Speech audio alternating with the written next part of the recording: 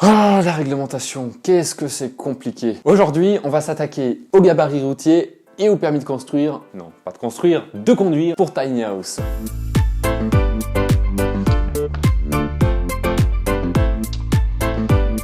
Quelques notions pour qu'on se comprenne bien. PV, poids vide, PTAC, poids total à charge, CU, charge utile, PTRA, poids total roulant autorisé. Voilà, maintenant que les petites précisions sont effectuées, au niveau du gabarit routier, il faut savoir, et comme tout le monde le sait, en général, une tiny house est limitée à 3,5 tonnes de PTRA. Ce qui veut dire que la tiny house ne peut pas peser ensemble roulant avec la remorque plus de 3,5 tonnes. En général, vu que la remorque pèse entre 600 et 800 kg, ça laisse une marge d'environ 2600 à 2800 kg. Il faut savoir que ce poids doit être uniformément réparti sur la remorque pour être homogène, parce qu'en cas de contrôle, ce que les forces de l'ordre vont vérifier, c'est qu'un essieu, c'est pas l'ensemble roulant, contrairement à ce que l'on pourrait imaginer. Donc, au niveau de la conception des plans, il est très important de le prendre en compte et de faire en sorte que les essieux soient uniformément répartis. Ça va être un point de complexité dans le sens où en allant peser votre tiny house, ce sera très difficile et en tout cas je ne sais pas comment faire aujourd'hui pour peser qu'un essieu à la fois. Je ne sais pas si c'est possible, dites-moi-le dans les commentaires. Donc voilà, pour être au clair, si jamais vous avez un contrôle et que vous dépassez ce poids, pour l'ensemble, donc pour les 3,5 tonnes, si vous dépassez les 3,5 tonnes dans une marge de 5% de ce poids, donc 350 kg, vous aurez une amende de catégorie 4, 135 €. Si vous êtes au-delà de ces 5%, vous risquez l'immobilisation du véhicule, donc je ne vous le conseille pas.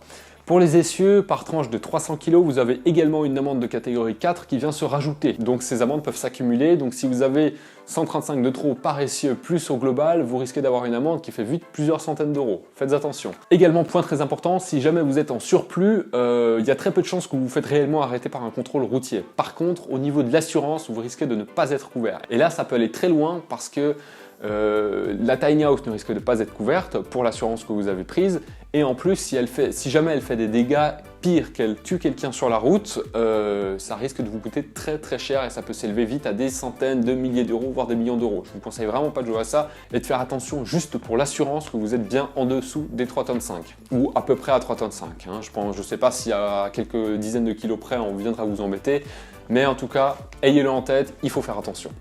Également, en cas de surpoids, il faut prendre en compte le fait que la remorque risque de s'user plus rapidement, les roues risquent de tenir moins bien, le cadre, le châssis aussi risque de se déformer, elle n'est pas faite pour, elle est homologuée pour 3,5 tonnes en tout cas en général, si vous êtes sur une remorque standard pour tiny house, donc je vous conseille de faire très attention. Mais également, la tenue de route ne risque de pas être super bonne et il risque de consommer plus. Mais bon, ça c'est proportionnel forcément au poids que vous avez et au véhicule que vous avez, donc à ce niveau-là, bon, ça ne changera pas grand-chose.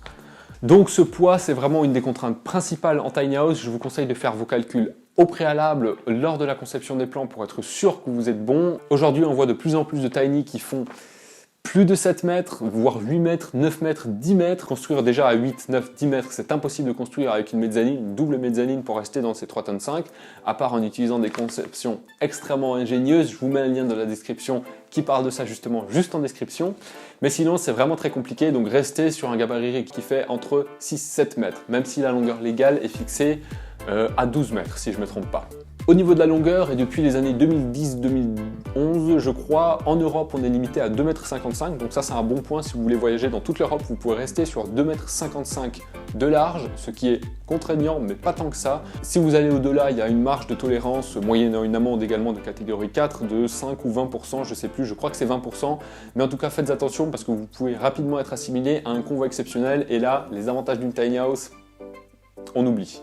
Au niveau de la hauteur, il faut savoir qu'en France, il n'y a pas de limite, même si vous pouvez des fois trouver des sites qui fixent la limite à 4 mètres, 4 mètres 10, 4 mètres 30, 4 mètres 50. Il faut savoir qu'en dessous de 4 mètres 30, normalement, il est obligatoire de signaler les obstacles, donc les ponts, les lignes à haute tension ou basse tension et les lignes téléphoniques. En dessous de 4 mètres 30, c'est signalé. Au-delà, normalement, c'est plus signalé. Donc faites très attention si vous êtes au-dessus de 4 mètres 30. Même si en France, légalement, vous avez le droit de construire jusqu'à 4 mètres 30, 4 mètres 50, ce ne sera pas réellement un problème. Bon, ce sera forcément plus compliqué au niveau du transport. Par contre, dans la plupart des pays frontaliers de la France, notamment la Suisse, l'Allemagne, la Belgique, le Luxembourg, les Pays-Bas, même si les Pays-Bas c'est pas frontalier, c'est pas très loin, il faut savoir que la limite autorisée est de 4 mètres. Donc si jamais vous souhaitez voyager en Europe, faites très attention à rester sous ces 4 mètres, ça pourrait être dommage de vous faire arrêter ou d'avoir une amende juste pour quelques centimètres. Ça serait vraiment dommage, donc faites attention. Au niveau du permis de conduire, cette fois-ci, Une Tiny pesant plus de 3,5 tonnes, l'ensemble roulant est forcément au-dessus de 4,250 tonnes. Il faut savoir que le véhicule tractant doit faire au moins 0,7 fois le poids de la Tiny House, et donc la Tiny House ne peut pas excéder 1,3 fois le poids du véhicule tractant.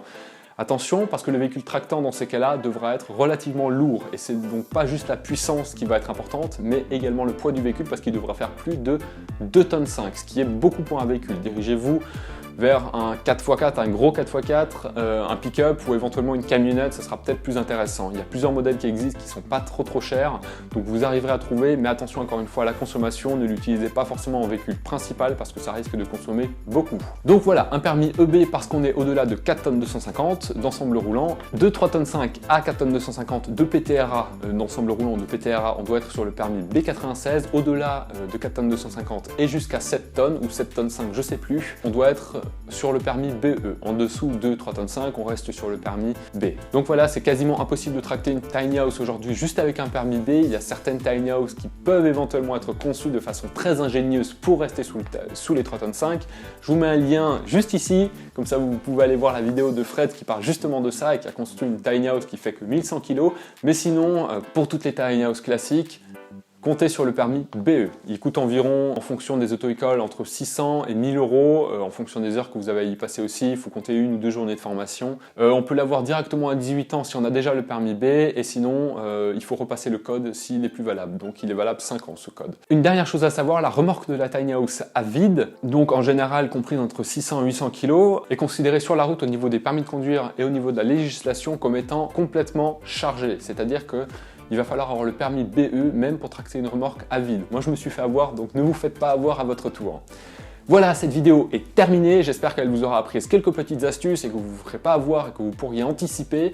Je reviendrai rapidement pour éclaircir d'autres points au niveau de la législation parce qu'il y en a plein au niveau du stationnement, au niveau de la construction, enfin il y a plein de choses à voir, donc j'essaierai de faire des petits formats courts comme ça pour que vous soyez au maximum informés. Si cette vidéo vous a plu, n'hésitez pas à la partager, à vous abonner si ce n'est pas encore fait, et moi je vous dis à très vite.